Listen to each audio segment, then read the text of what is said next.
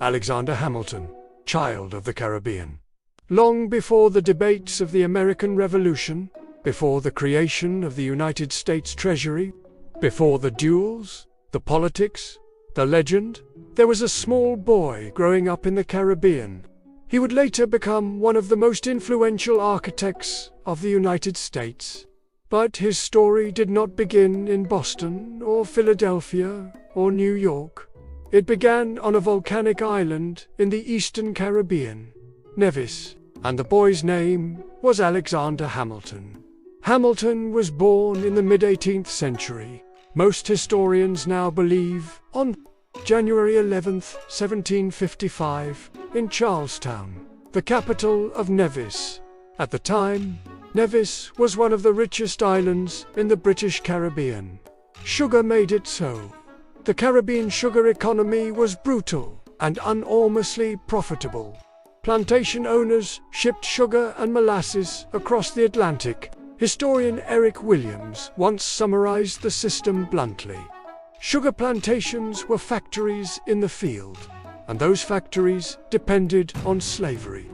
Across the island, enslaved Africans labored from dawn to nightfall under the tropical sun, cutting cane, boiling syrup, feeding the relentless demand for sugar in Europe. In this world of wealth and violence, Alexander Hamilton was born into a very different form of vulnerability. He was illegitimate. Hamilton's mother was Rachel Fawcett. She was intelligent, independent, and controversial. Born on Nevis to a French Huguenot family, Rachel had once been married to a Danish merchant named Johann Michael Lavion. The marriage collapsed. Rachel fled the relationship, a scandalous act in the 18th century. Lavion had her jailed briefly for adultery. Eventually, she escaped the marriage entirely. She then met a Scottish trader named James Hamilton. They formed a relationship, but never legally married. And because Rachel's previous husband refused to grant a formal divorce, any children she had afterward would be legally illegitimate. Alexander Hamilton entered the world under that shadow. By the early 1760s, the family moved to St. Croix, part of the Danish West Indies. Today, the island is part of the United States Virgin Islands. But in the 18th century, it was a booming sugar colony. Christiansted, the town where Hamilton grew up, was a bustling commercial port. Ships from Britain, North America, Africa, and Europe filled its harbor. The docks were stacked with barrels of sugar. Rum distilleries filled the air with the sweet smell of molasses, and enslaved people were bought and sold in public markets. Young Hamilton saw all of it. Hamilton's father struggled financially. Eventually, James Hamilton abandoned the family entirely. Rachel was left to support Alexander and his older brother alone. She opened a small shop in Christiansted. She also educated her sons at home. Because of their illegitimate status, they were barred from attending the local church school.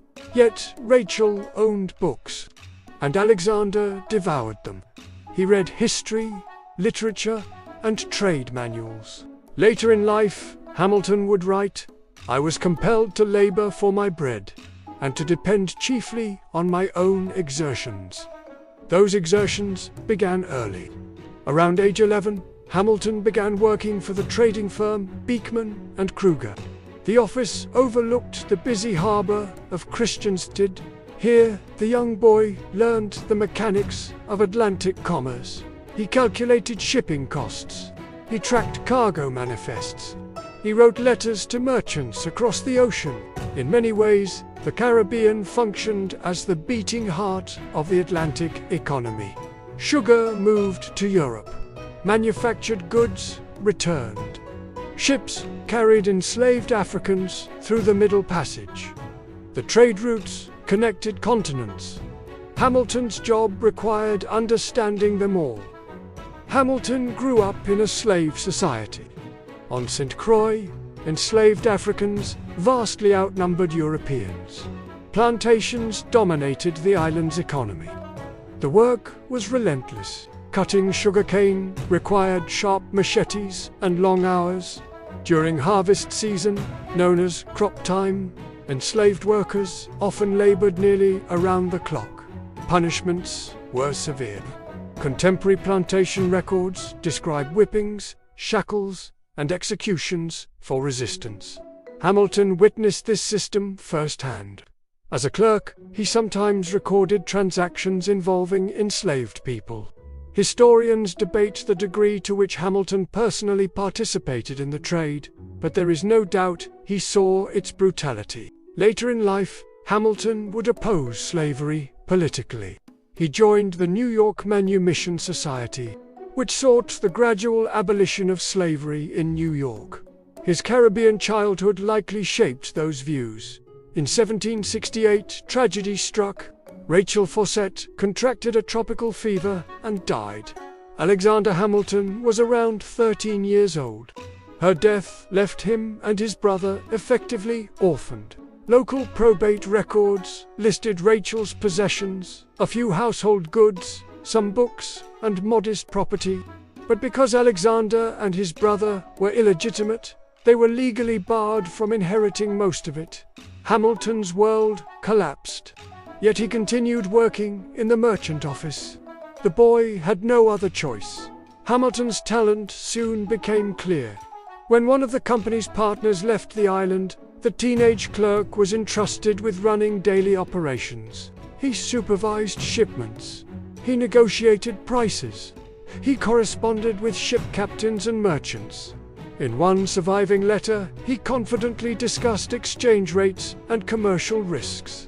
For a teenager, barely in his mid-teens, it was extraordinary responsibility. Then came the storm that would change everything.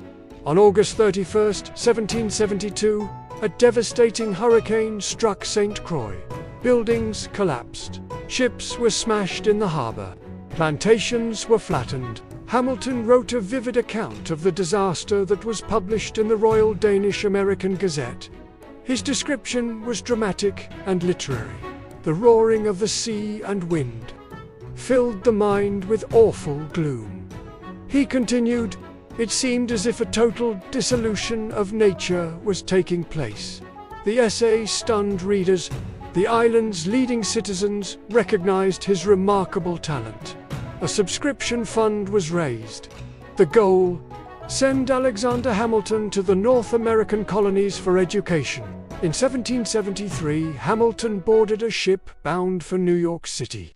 He was about 17 years old. He left behind the Caribbean islands that had shaped his entire life: Nevis, St. Croix, the harbor of Christiansted. He would never again live in the West Indies, but the experiences he carried from those islands would shape the future of a nation. The Caribbean of Hamilton's youth was a world built on trade, credit, and risk. Merchants operated on borrowed money. Ships were insured against storms. Plantations depended on global markets. Hamilton saw the importance of finance long before he entered politics. Years later, as the first U.S. Secretary of the Treasury, he would design America's financial system: national credit, a central bank, federal assumption of state debts.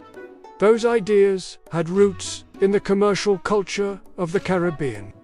Hamilton understood something many colonial politicians did not. A nation's strength depended on its financial credibility. Hamilton rarely spoke publicly about his Caribbean childhood, but he never forgot it. In later correspondence, he wrote, "My birth is the subject of the most humiliating circumstances. Those circumstances, illegitimacy, poverty, orphanhood, shaped his relentless ambition." From a clerk in a Caribbean counting house, he would rise to become a revolutionary soldier, a constitutional thinker, and the chief architect of America's financial system. Today, visitors can walk through the streets of Charlestown on Nevis. There stands a modest stone building known as the Alexander Hamilton Birthplace Museum. Nearby, the sea still rolls against the harbor. The same winds that once filled the sails of merchant ships still blow across the island. Those winds carried a young boy away in 1773.